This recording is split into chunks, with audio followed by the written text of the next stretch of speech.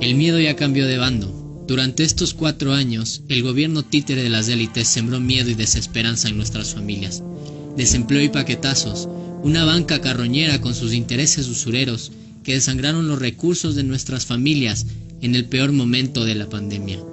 La desesperanza por tener un familiar enfermo, los hospitales sin insumos, los hijos sin educación y sin maestros. Se lo repartieron todo. Para que esta pesadilla esté próxima a acabar, es nuestro deber escribir la verdadera historia en la memoria colectiva de nuestros pueblos, para que ésta no se vuelva a repetir. No olvidamos que Lasso gobernó con Moreno. En su primer informe presidencial, Moreno develó que ya había mantenido conversaciones con Lasso, quien hasta ahora es su aliado. El candidato Guillermo Lasso, que ha tenido la gentileza de invitarme a que dialoguemos también con él. Lo hemos hecho. Lo disfrazaron de diálogo cuando en realidad es reparto para plantear la agenda neoliberal como un acuerdo de gobernabilidad. Contaron con los votos del partido de Lasso y sus aliados. Ellos, cual bancada oficialista, eran sus principales defensores. Lasso también defendió a Romo, destituida por la masacre de octubre que dejó miles de heridos y 11 muertos. Primero, la ministra Romo, tengo una muy buena impresión de ella. Lasso sin duda es el candidato del oficialismo. Aprobaron juntos leyes para despedir a miles de trabajadores públicos y cerrar empresas del Estado. Gobernaron para intentar privatizarnos del futuro. No olvidamos el salvataje empresarial y bancario. No olvidamos la Trole 3, promovida por el lobista de las cámaras, aprobada por Alianza País de Moreno, Creo de Lasso y el Partido Social Cristiano de Nebot, con la complicidad de Pachacutic. No olvidamos que con esa ley se perdonaron miles de millones de dólares a los más ricos del país. Sí, miles de millones. Los ministros de este gobierno demostraron siempre su servilismo a la banca nacional e internacional y a los intereses de las grandes empresas a las que representan. Las cámaras de comercio colocaron ministros dentro del gobierno. Con Richard Martínez de ministro, los bancos y las grandes empresas aseguraron sus ganancias mientras se despedía a los trabajadores. No olvidamos el pago de la deuda externa realizada en el momento más duro de la pandemia, que respetó a los legítimos dueños de los recursos con sus juegos de casino. No olvidamos las puertas giratorias.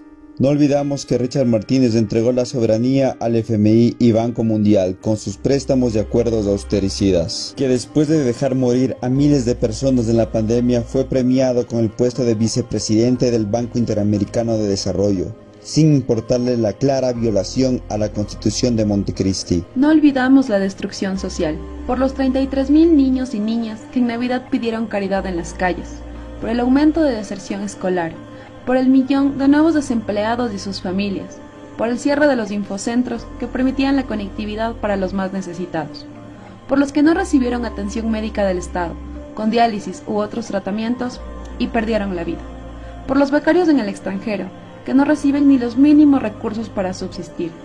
Por todo el dolor y desesperanza que este gobierno ha creado, prometemos no olvidar los 220 suicidios y más de 400 tentativas. La muerte es la única salida que han encontrado cientos de desamparados por este gobierno criminal. Cada 72 horas hay un femicidio en Ecuador. Que la pandemia y el confinamiento solo agravó la violencia machista que dejó más de 100 mujeres asesinadas. Reclamamos que la vida de las mujeres trans sea respetada. Nos negamos a vivir en un país donde su esperanza de vida sea de 35 años. Tampoco olvidamos a la Iglesia cómplice de las muertes de mujeres que se vieron forzadas a abortos clandestinos, ni a sus sacerdotes pedófilos, ni al fanatismo religioso de la vicepresidenta que se evidenció como chantaje político para que se vete el Código Orgánico de la Salud. Sus creencias no pueden estar sobre el derecho de las mujeres a decidir sobre nuestros cuerpos y nuestra vida. Insistiremos porque el aborto libre, seguro y gratuito sea un derecho en Ecuador, como debe ser en todo Estado laico. No olvidamos los asesinados por el gobierno.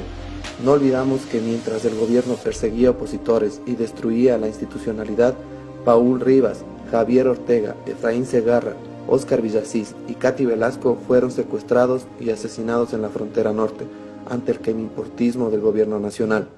Tampoco olvidamos a María Paula Romo y su intento de quedar en la impunidad, luego de ordenar la represión lanzando lacrimógenos caducados hacia los ojos del pueblo ecuatoriano en octubre del 2019. Recordamos a quienes perdieron su vida, a Segundo Inocencio Tucumbi Vega, a Marco Humberto Otto Rivera, José Daniel Chaluisa Cusco, Gabriel Antonio Angulo Bone, Edison Eduardo Mosquera Amagua, Abelardo Vega Caizahuano, Edgar Yucaya, Raúl Chilpe, Silvia Marlene Mera, José Rodrigo Chaluisa, Francisco Quiñones Montaño. Para ellos y sus familias, verdad, justicia y reparación. No olvidamos la corrupción de Moreno y Lasso. No olvidamos los cobros indebidos realizados por los bancos a favor del consejero de Moreno, Eduardo Jurado y su empresa GEA. No olvidamos del sobreprecio en mascarillas y fundas para cadáveres de Paul Granda. No olvidamos del reparto de los hospitales de María Paula Romo. No olvidamos del reparto de Selega a los Bucarán. No olvidamos los sobreprecios en los kits alimenticios de Alexandra Ocles. No olvidamos la desregulación a la banca que ha permitido el incremento de sus patrimonios y utilidades netas en medio de la peor crisis y pandemia. No olvidamos la destrucción del Estado de Derecho, la incapacidad de la Fiscalía, la Contraloría, el Consejo Nacional Electoral y el Tribunal Contencioso Electoral, además de otras instituciones dejadas por el Trujillato. No olvidamos los INA Papers de Lenín Moreno, con cuentas 100-4-107-137-8 y la fuga de capitales de las élites económicas. No nos permitimos olvidar a quienes quitaron la dignidad a la clase trabajadora. Estamos seguros que ellos pagarán por sus actos. Hasta entonces seguiremos de pie, firmes, organizados, formándonos, convencidos y convencidas de que la militancia y la organización social son el camino correcto para un presente y un futuro digno, en el que el verdadero mandante sea el pueblo y no las élites económicas.